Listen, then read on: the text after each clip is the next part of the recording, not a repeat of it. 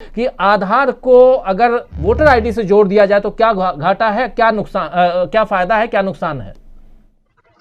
देखिए, इससे पहले भी आधार को मोबाइल से जोड़ने की बात थी, लोग गए, कानून का सहारा लिया लोगों ने और वो फिर जरूरी भी नहीं रहा। देखिए, किसी तरह से भारतीय मतदाताओं को अब अपने कब्जे में लेने की कोशिश है। आप उनके पूरे सोच को, समझ को या पूरी जानकारी को, इंफॉर्मेशन उनके पास क्या है, कैसे है, किस तरह से, जब आधार से आप लिंक कर देंगे तो जाहिर सी बात है कि कोई एक ऐसा मतदाता नहीं रहेगा जिसके बारे में आपको पूरी सूचनाएं नहीं रहेगी।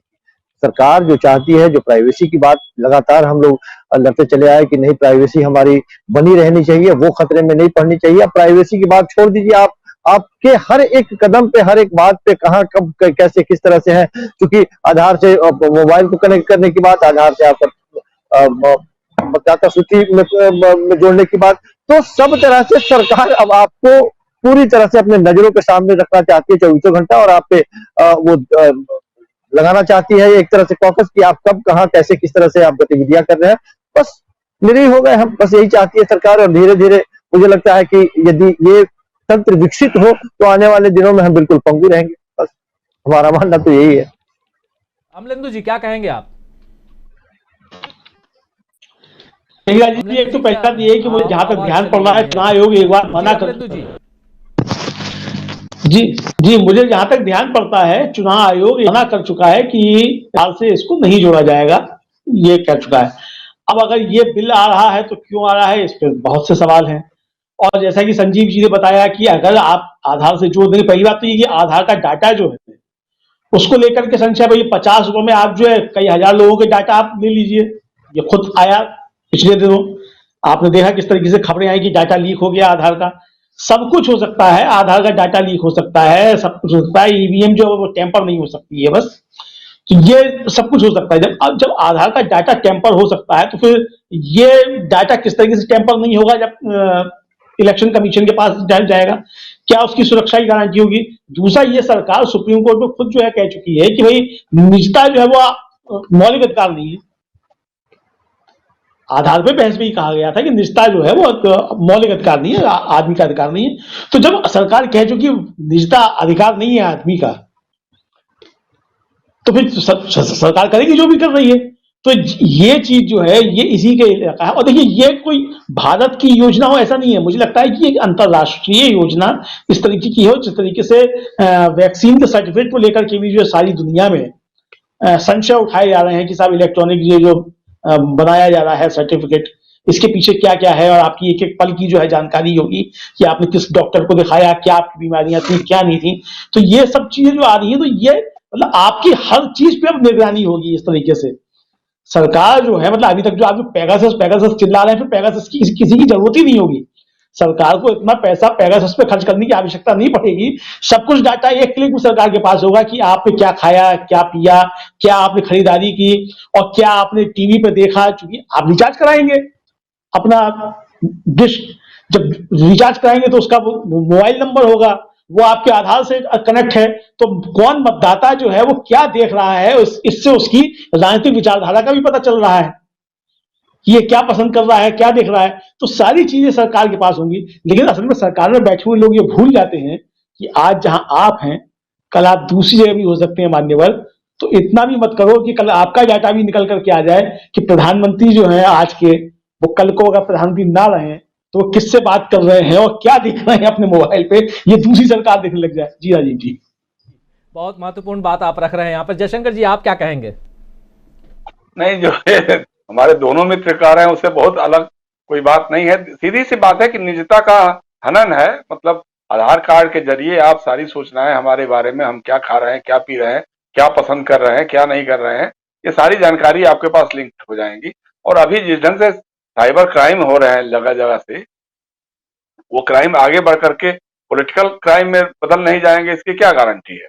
और आप उसके बाद देखिए, इस सरकार के पास या इस पार्टी के पास तो मतदाताओं का एक बड़ा वर्ग है जिसको ये जानती है कि ये हमारे साथ नहीं है, तो इनको बाहर करना उनके लिए बड़ा आसान है।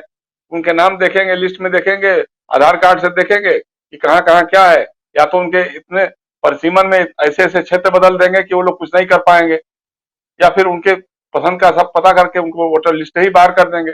तमाम तरह की आशंकाएं हैं, ये बातें तो इसमें कहीं दो राय नहीं है। और आधार कार्ड भाई सारी चीजों का वही एक सोल्यूशन नहीं हो सकता है ना। जिस ढंग से आधार लिंक्ड सारा है, पैन कार्ड से लिंक्ड है।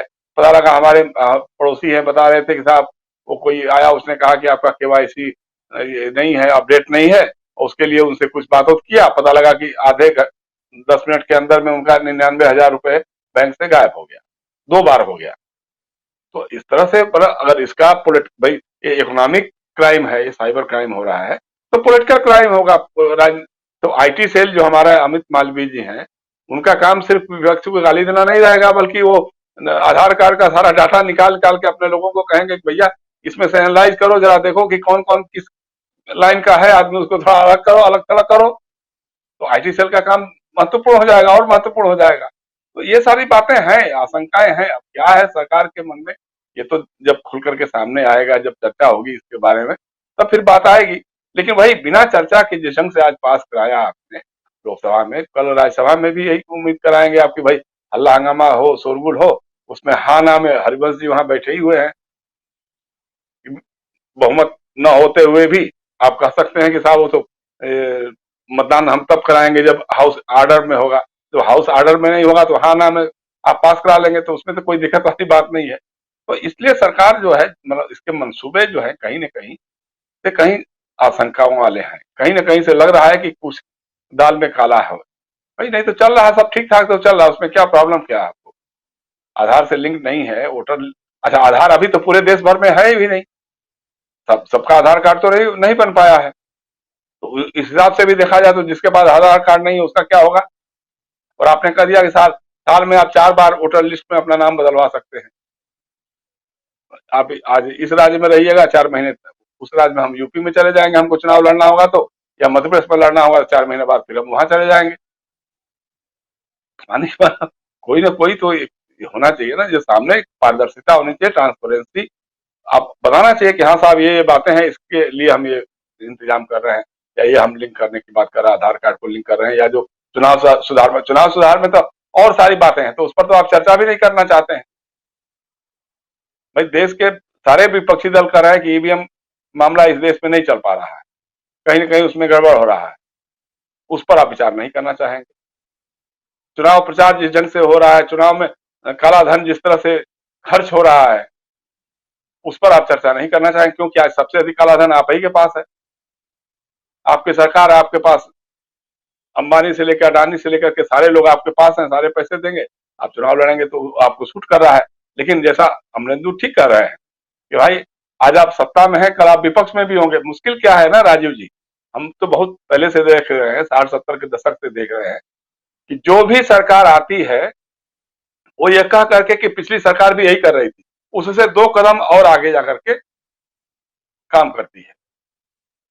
जो कानून बनाए गए थे, सुरक्षा के नाम पे बनाए गए थे, पहले बनाए गए थे, उससे और काले कानून नई सरकारें बनाती चली जा रही हैं, और उसमें कोई किसी से पीछे नहीं है, कहीं किसी का कोई कमिटमेंट नहीं है कि हमको डेमोक्रेटिक नॉर्म्स के हिसाब से, देश के संविधान के हिसाब से व्यवस्थाएं करनी होंगी, कैसे हमारी सत्ता सुरक्षित रहे, इसी पे सारे चिंता रहती है।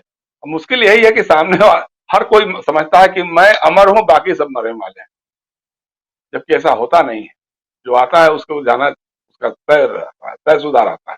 तो आज आप सरकार में हैं, कल आप विपक्ष में होंगे, परसों फिर आप सरकार में आ सकते हैं। अटल जी की सरकार थी 2004 तक, फिर बाद में चले गए, फिर यूपीए की सरकार आ गई, 10 साल मनमोहन सिंह जी ने सरकार चलाई, फिर मोदी जी आ गए, 7 साल, हो सकता है कि कुछ और हो जाए 2024 में। इसलिए कुछ ऐसा करना चाहिए, अगर आपका कमिटमेंट संसदीय लोकतंत्र के प्रति है, इस देश के प्रति है, इस देश के संविधान के प्रति है, तो कुछ ऐसा करिए जिससे लगे कि आने वाली पीढ़ियों को लगे कि हाँ हमारे लिए कुछ करके गए हैं। नहीं तो आप वही नफरत के जहर के हिसाब से अगर समाज को बांट करके वही काम करेंगे, उसी आधार पे अपनी पूरी की पूरी राजनीति तय करेंगे, तो फिर आने वाले दिन तो खतरनाक ही होंगे। जी बिल्कुल सही कह रहे हैं, आने वाले दिन खतरनाक हैं और संभल कर ये सोचने की जरूरत है। संजीव जी कुछ कहना चाहते हैं? संजीव जी। पहले भारतीय जनता पार्टी का कुछ 8-10 लोगों का एक वरिष्ठ नेताओं का सदस्य दल गया था चाइना, और चीन जाने के बाद में उन लोगों ने जो वहां पर रिसर्च किया, उनका उद्देश्य यही था कि भारत में या कहीं भी किसी भी देश में किस तरह से एक दलीय प्रणाली को विकसित किया जाए, दूसरे दल या विपक्षी को खत्म कर देने की रणनीति क्या है और यहाँ कैसे वो विकसित हुआ। तो वो शोध करने गए थे। मुझे लगता है कि शोध करने के बाद में बहुत कुछ उन लोगों ने समझा होगा, शायद वो अब धीरे धीरे हम लोगों के सामने दिखाई दे रहा है, मुझे ऐसा लगता है।